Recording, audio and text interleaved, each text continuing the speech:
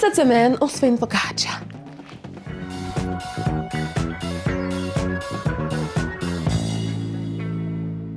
Si t'as jamais fait de focaccia, it's your time to shine. Fait que let's go, tu te lances, puis en plus, si tu le fais pas, regarde ce que tu vas manquer. Approche.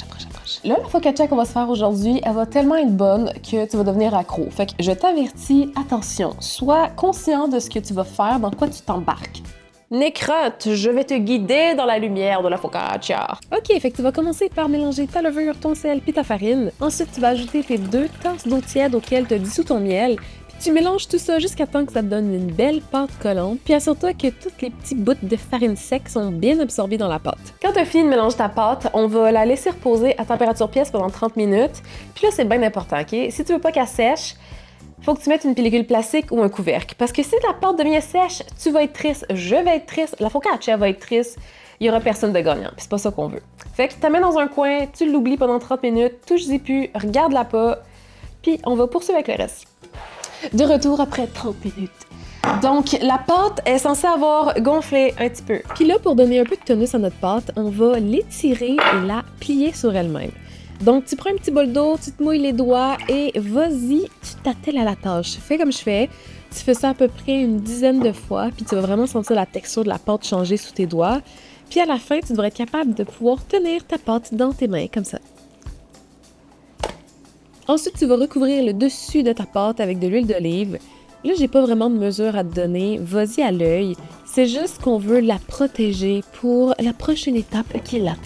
Là, on va faire travailler un petit peu ta patience. On va mettre notre pâte au frigo pendant 12 heures. Mon Dieu, mais quand vais-je pouvoir déguster ma focaccia? C'est vraiment une étape super importante, puis ça semble excessif, mais ce l'est pas, ok? Ça va vraiment permettre à la pâte de devenir fluffy, de créer des belles bulles, puis ça va développer les saveurs aussi. Donc, tu chiales pas, puis tu le fais. Ça va être super important, encore une fois, de recouvrir ton bol d'une pellicule plastique ou d'un couvercle qui ferme hermétiquement parce que là, ça va traîner 12 heures dans ton frigo. Fait que ça risque de sécher, ça va faire une espèce de croûte sur le dessus de la pâte, puis ça va faire une texture pas super intéressante. Puis si jamais tu veux le laisser au frigo plus que 12 heures, il n'y a aucun problème, là, tu peux le laisser 24-48 heures au frigo, il n'y a aucun souci.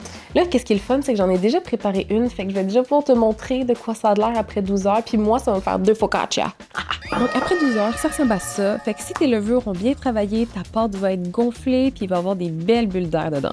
OK, il va juste falloir que tu sois encore un petit peu patiente, juste un tout petit peu, parce qu'il faut faire lever notre pâte 3-4 heures à température pièce, mais après, c'est promis, il n'y a plus de temps d'attente, tu fais cuire ta focaccia, puis tu la manges. C'est promis. Donc pour ça, tu as besoin d'une plaque. Moi, j'ai une plaque à pizza, elle fait 13 pouces par 13 pouces avec 1,5 pouces de hauteur. Si tu veux, tu peux prendre une plaque à biscuits, là, tu prends vraiment ce que tu as sous la main, là, une plaque comme ça fait la job, il faut juste qu'il y ait un rebord un peu plus haut. Mais tu sais, si t'as des moules, peu importe, des moules rectangulaires, prends ça, tu peux séparer ta pâte en deux aussi. Fait que vas-y avec qu'est-ce que t'as chez toi. Le plus important, c'est que ça colle pas. Donc, tu peux mettre un petit peu de tapis parchemin dans le fond de ta plaque, du beurre ou de l'huile. C'est vraiment toi qui décides. Moi, je vais mettre du beurre. OK, donc là, ma plaque est beurrée, puis je vais rajouter 2 cuillères à soupe d'huile d'olive dans le fond de la plaque. Tu mets ça de côté, puis je t'explique dans pas long. Ensuite, tu vas prendre ta pâte que tu as sortie du frigo, tu vas huiler tes mains, puis tu vas rabattre les contours de la pâte sur elle-même. L'idée, c'est juste d'essayer de faire une boule. Pas besoin de la travailler pendant 6 heures de temps, là. Tu fais une boule, quand tu trouves que ça a de l'allure, tu la prends, puis tu la garoches dans l'huile que tu as mis dans ta plaque. Puis ensuite, tu t'assures qu'elle est bien enrobée d'huile. Puis si tu commences à te dire « me semble que ça fait beaucoup d'huile », non. Dans la focaccia, c'est essentiel. Ça va rendre la mie ultra moelleuse, ça va garder l'humidité de la pâte, puis en plus, ça va faire une belle croûte dorée. Avant de la laisser traîner 3-4 heures à température pièce, je te conseille fortement de la recouvrir, encore une fois, d'une pellicule plastique. Quand ça a fini de lever, ça va ressembler à ça. Ça va être fluffy à souhait. Oh yes! Là, on est rendu au bout le plus fun de la focaccia. Fait que tu vas garrocher à peu près 2 cuillères à soupe d'huile sur le dessus, huile tes doigts, puis là, tu t'amuses. Tu fais des petites alvéoles. Si ça fait des bulles, c'est parfait, c'est ça qu'on veut, le have fun. Voyons, c'est quoi qui sent le brûlé comme ça? Avant la cuisson, c'est là que tu peux laisser aller ton imagination. Tu rajoutes ce que tu veux sur ta focaccia. Moi, je vais juste rajouter de l'origan séché puis du gros sel, mais vas-y, là, be wild avec les épices. Tu peux mettre du romarin, du thym, du basilic. Il y a des gens qui font des petits designs de fleurs avec des légumes. Tu peux mettre des patates, des oignons, des tomates, du pesto. Pour vrai, laisse aller ton imagination. Ça va peut-être changer un peu ton temps de cuisson, mais rendu là, tu feras tes tests et tu te gères. Tu vas envoyer ta focaccia au four pendant 25 minutes à 425 Fahrenheit, puis ça va te donner une belle focaccia dorée et croustillante. Je suis en amour, OK? Damn!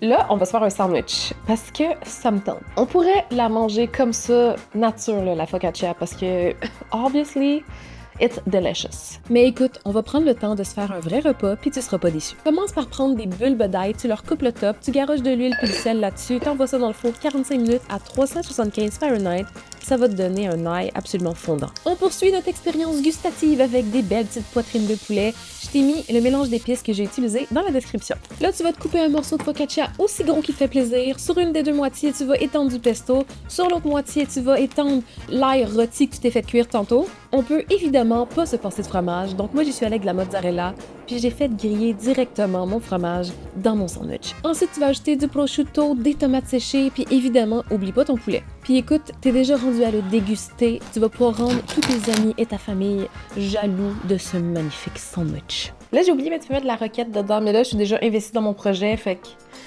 je vais la manger un autre tantôt, la roquette. C'est pas grave, tout va très bien. Ah, my. Et si tu savais pas quoi faire de ta fin de semaine, fais-toi une focaccia, un petit sandwich, puis tu vas passer une fin de semaine, ma foi, incroyable.